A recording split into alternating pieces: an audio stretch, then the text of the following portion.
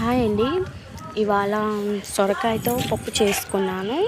చాలా సింపుల్గా టేస్టీగా చాలా బాగుంటుంది సొరకాయ పప్పు. మీరు కూడా నా స్టైల్లో ఒకసారి ట్రై చేసి చూడండి. అలాగే పప్పు రుబ్బుకునే ముందు కొంచెం వాటర్ ఉంటాయి కదా పప్పులో, ఆ వాటర్ తీసి పక్కన పెట్టుకొని తాలింపు వేసుకొని అన్నంలోకి తింటే చాలా టేస్టీగా భలే బాగుంటాయండి చారు. మీరు కూడా ఒకసారి నాలాగా ట్రై చేయండి. పప్పు చారు రెండు చేసుకోవచ్చు ఒకేసారి.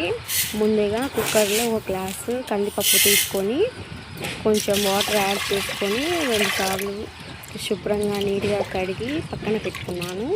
ఇప్పుడు కందిపప్పులోకి 10 to 15 పచ్చిమిర్చి, కట్ చేసి పక్కన పెట్టుకున్నటువంటి సొరకాయ ముక్కలు, ఒక మీడియం సైజు ఆనియన్ కట్ చేసి పెట్టుకున్న ముక్కలు,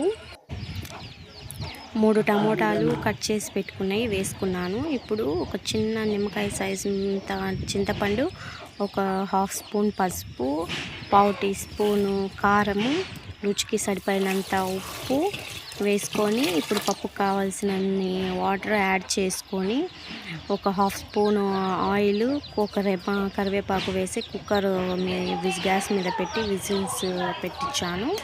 ఇప్పుడు తాలింపు కోసము 7-8 వెల్లుల్లి రెబ్బల్ని పొట్టు ఒలిచి పక్కన పెట్టుకున్నాను. ఒక 1/2 ఆనియన్ కట్ చేసి పక్కన పెట్టుకున్నాను తాలింపు కోసం. ఇప్పుడు 5-6 విజిల్స్ వచ్చాయండి. ఇప్పుడు కుక్కర్ మూత తీసుకొని వాటర్ అనేది పక్కకు తీసి పెట్టుకున్నాను చారు కోసం. ఇప్పుడు పప్పులో కొంచెం జీలకర్ర వేసుకొని మెత్తగా స్మాష్ చేసుకుంటున్నాను. జీలకర్ర వల్ల మంచి స్మెల్, టేస్ట్ మంచిగా వస్తుంది. మీరు కూడా వేసుకోండి. ఇప్పుడు తాలింపు కోసము ఒక బాండ్లీలో 2 స్పూన్స్ ఆయిల్, ఒక 1/2 స్పూన్ తాలింపు గింజలు, కట్ చేసి పక్కన పెట్టుకున్నటువంటి ఆనియన్స్, వెల్లుల్లి వేసుకొని లైట్గా వేగిన తర్వాత ఒక 5 ఎండుమిర్చి, కరివేపాకు వేసుకొని వేగనిచ్చిన తర్వాత కొంచెం తాలింపు తీసుకొని చారులో వేసి కలుపుకున్నాను. ఇప్పుడు మిగతా తాలింపులో మనం స్మాష్ చేసి పక్కన పెట్టుకున్నటువంటి పప్పును కూడా వేసుకొని కలుపుకున్నాను.